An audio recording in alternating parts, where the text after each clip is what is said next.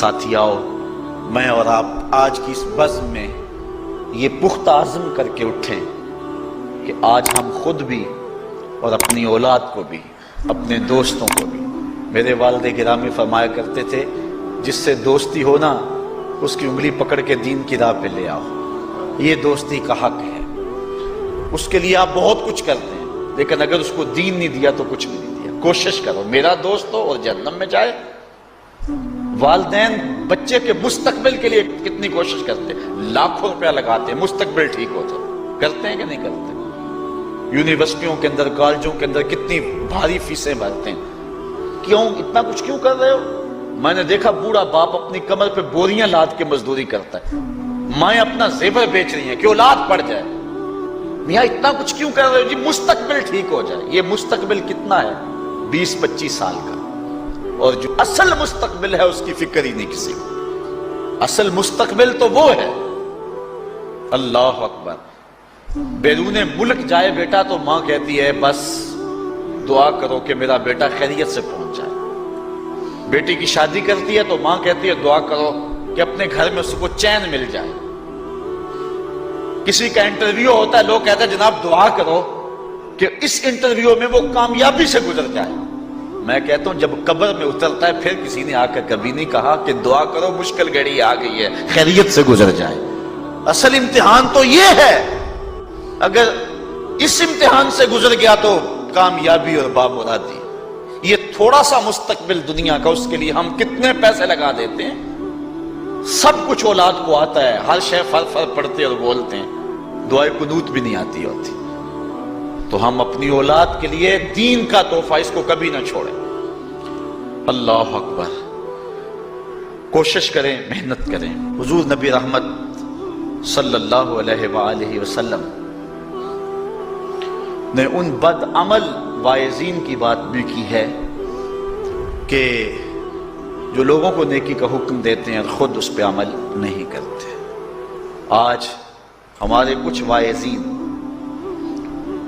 لوگوں کو تو واعظ و تلقین اور نصیحت کرتے ہیں اور خود نماز میں سخت سستی کا ارتکاب کرتے ہیں، اور جس سے قوم کے اندر نماز میں سستی عملاً پیدا ہو جاتی ہے۔ کوئی عرس کی تقریب ہو، کوئی محفل نعت ہو، کوئی جلسہ ہو، کوئی شادی کی تقریب ہو، نماز کے وقت کا پورا خیال رکھا کریں اور اس بات کا لحاظ رکھا کریں۔ بلکہ ہمارے ہاں ایک عجیب سا فیشن ہے اور عجیب سی بات ہے، میں بڑا حیران ہوا کرتا ہوں کہ عشاء کے بعد جب جلسے ہوتے ہیں نا ہمارے مساجد کے اندر، تو مغرب سے اعلان شروع ہو جاتا ہے آج رات فلاں صاحب خطاب فرمائیں گے، اور پھر جب نماز عشاء ہوتی ہے تو ہمارا نقیب محفل کھولتا ہے لاؤڈ سپیکر اور وہ اعلان کرتا ہے حضرات جماعت ہو چکی ہے، اب مسجد میں آ جائیں۔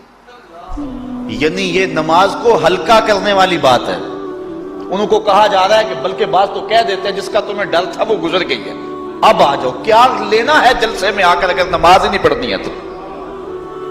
ممبر و محراب کے جو ذمہ دار ہیں ان سے جو ہے وہ عجیب و غریب قسم کی جو ہے وہ حرکات سکنات سرزد ہو رہی ہیں۔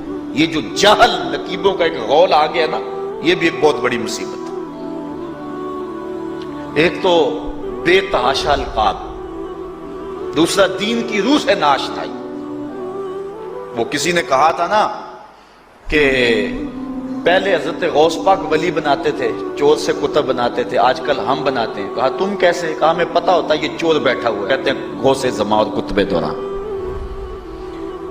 بے تحاشا اور بے تکا انداز، اور پھر دین کی روح سے یہ ناشنائی کہ باقاعدہ اعلان ہوتا ہے جناب جماعت ہو چکی اب تو آ جاؤ۔ تو کیا کرنا ہے ساری رات جاگ کے اگر عشاء کی نماز ہی نہیں پڑھی تو نماز کو ہلکا کیا گیا ہے۔ اسی طرح جلسہ لمبا ہو رہا ہے اور نماز کا وقت سکڑ رہا ہے۔ ان چیزوں کا التزام کرنا ہے، ہم نے کوشش کرنی ہے۔ اور یہ بھی ایک مصیبت ہے کہ دربار بڑا اونچا ہے اور مسجد کے اندر جانوروں کی بینٹیں پڑی ہوئی ہیں۔ حیثیت تو مسجد کی ہے، دربار کی تو ثانوی حیثیت ہے۔ دربار پہ 3 کروڑ روپیہ لگا ہوا ہے اور مسجد میں چٹائیاں بھی موجود نہیں۔ اپنے بھی خفا مجھ سے ہیں بیگانے بھی ناخوش، کہ زہر حلال کو کبھی کہہ نہ سکا کند، بات وہی کہتا ہوں سمجھتا ہوں جسے حق، میں ابلہ مسجد ہوں نہ تہذیب کا فرزند۔ بے تحاشا اور بے تکا انداز، اور پھر دین کی روح سے یہ ناشنائی کہ باقاعدہ اعلان ہوتا ہے جناب جماعت ہو چکی اب تو آ جاؤ، تو کیا کرنا ہے ساری رات جاگ کے اگر عشاء کی نماز ہی نہیں پڑھی تو نماز کو ہلکا کیا گیا ہے۔